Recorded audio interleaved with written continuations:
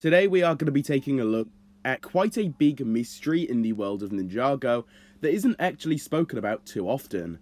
Today we are going to be rewinding things all the way back to Season 6, Skybound.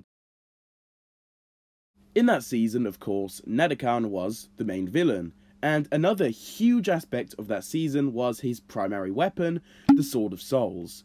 This sword had a mini realm, if you even want to call it that, inside of it. So whenever one of Nadakhan's victims wished themselves away, they would end up going into the sword and would ultimately fall into a deep sleep. With that out of the way, it's definitely worth mentioning that in a later episode, we discovered that this wasn't the only way people could become trapped into this sword. Another possible way of getting there was if someone just simply was just struck by the sword. Their spirit would be transported straight into this sword. So with that being said, it definitely raises a few very big questions and makes you curious regarding a few key parts of Skybound. First of all, why the hell did Nadakhan not use this other method instead of luring them into using wishes? What would happen if he even did this, etc, etc?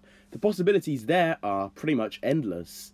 One possibility that I think could make quite a lot of sense is the fact that if Nadakhan used this very easy method, the people would have a much higher chance of escaping the sword. The reason this makes so much sense is due to the fact that Jay did just that. He allowed himself to be struck down by the sword, entered this realm and saved his friends. So maybe, just maybe, Nadakhan knew about this, and by making them enter the sword using his manipulation skills, it would be guaranteed that they'd stay in there permanently. Another, slightly more shallow possibility is the fact that Nadakhan did not know about this ability at all, which I do find pretty unlikely. After all, he is a djinn.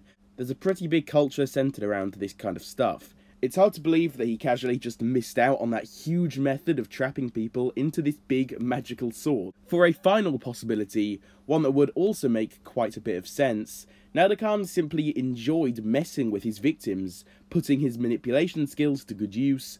Simply going up to the ninja in secret and striking them with the sword is just boring and is not much fun. So instead, Nadakhan watched them suffer, to put it bluntly, so he had more fun along the way to ultimately come to the same outcome. Get it now? Yeah, this one also makes quite a bit of sense. I think the most logical options we're left with really is either going to be option 1 or option 3. Those seem the most logical to me personally.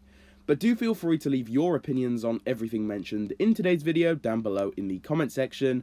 I would be really interested to hear some new and fresh thoughts regarding everything mentioned in the video. As usual, if you enjoyed today's video, do consider dropping a like on it. If you are new around here and are interested in seeing a lot of content similar to this, please also consider subscribing to the channel with the notification bell turned on. Lastly, if you're interested in speaking to me and a load of others, go join my Ninjago Discord server, the link is at the top of the description. But with all of this out of the way, I will see you all in my next one.